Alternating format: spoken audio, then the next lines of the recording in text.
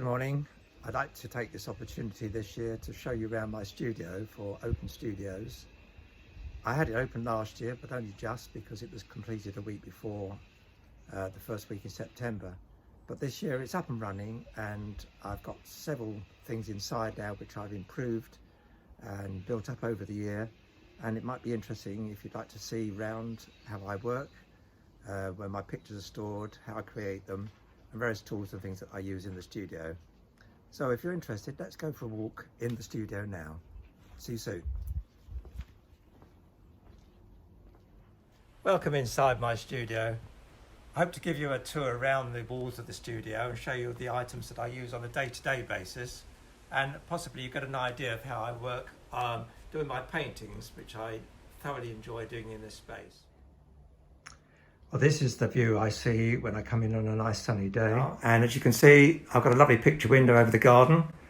Great deal of inspiration this year, and I've done a series of paintings on the garden. Over here, I've got my own washing facilities for paints and generally cleaning up. As you can see, I use these ceramic plates from IKEA, which I find are extremely good. They're very cheap, about 50p, 75p for the large ones.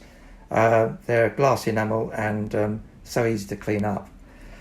This is my sort of bric-a-brac area, and on top I've got my audio, which is invaluable. I love music when I'm working, so I've got a tape recorder and a DAB radio. Moving along, I've got some working material on the wall. These are pictures that have inspired me over the past, and a whole series of grey colours which I'm hoping to do some framing in. I've got a storage unit for all the small items that I use. I'm very fortunate to have a filing drawer cabinet here, which enables me to put all my things from large drawings, sketchbooks and paper at the bottom. One item that I find absolutely indispensable in the studio is my folding table. As you can see, I've just unfolded it and locked it with a leg, and it folds away and there's storage underneath. And I do all my preparation there. It has a sheet of polythene over the top, which occasionally I change, not very often. And it just acts as a station for doing just about everything that I want before I do any painting. The other item that I could not do without is my workbench, which was very kindly donated by a friend of mine who didn't want it anymore. So it is fitted in beautifully well with all my tools, and it gives me an opportunity to do sorts of things like cutting up board and making various adjustments to frames and whatever. Something I use virtually every day. Moving on to the other end of the studio, I've recently just got rid of my working easel because I will show you in a minute how I work from now on. But I do need an area where I can display pictures at a distance and have a think about them. And this is my board, which I've got Velcro strips on, and I can mount either a large picture or two small ones here, and that stands as a viewing platform. You'll notice also I've got two lights either side now, which I've permanently set up for putting lighting on, daylighting for photographing. Moving over now to what I call my working wall. When we had the studio built, I was able to have a arched roof, which has given me lovely skylights, but also given me a huge working area for displaying pictures.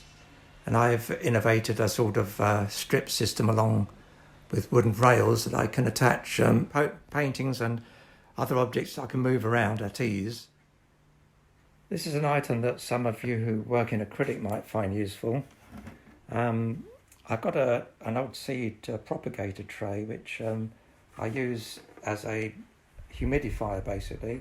There's a cloth bottom on the base of the tray with soaked with water, which I renew every now and again.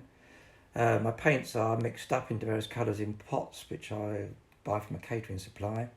And then during the hot weather, it's invaluable to put the lid over it, and the humidity within the chamber keeps the paint nice and fresh, and you can usually keep them for 2-3 weeks quite without drying out.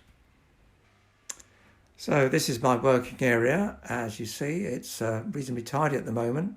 Not always the case. Quite often get carried away and paint tubes get thrown and moved around all over the place. But I have a sort of system which I like to go back to, brushes and whatever. And the last item is my wood store at the end, which enables me to put the moulding sections and whatever I want in vertical position so that I can have long items stored there. Just before I go, I'd like to show you my largest picture to date, which is about getting on for nearly 2 metres wide by a metre high, which was done down at Sennan Cove on a painting course with Anthony Garrett, a lovely tutor down in Newlyn, done on the sand, and something I'm rather proud of. Well, that's the end of the virtual tour for now. I'm so sorry that you weren't here to be able to look in person. I do hope that this year that Open Studios being virtual will be a success, and I look forward very much to seeing any of you to come and have a proper tour and a chat about art, which I love talking about. So until we do meet up again later in the year, keep safe and keep painting.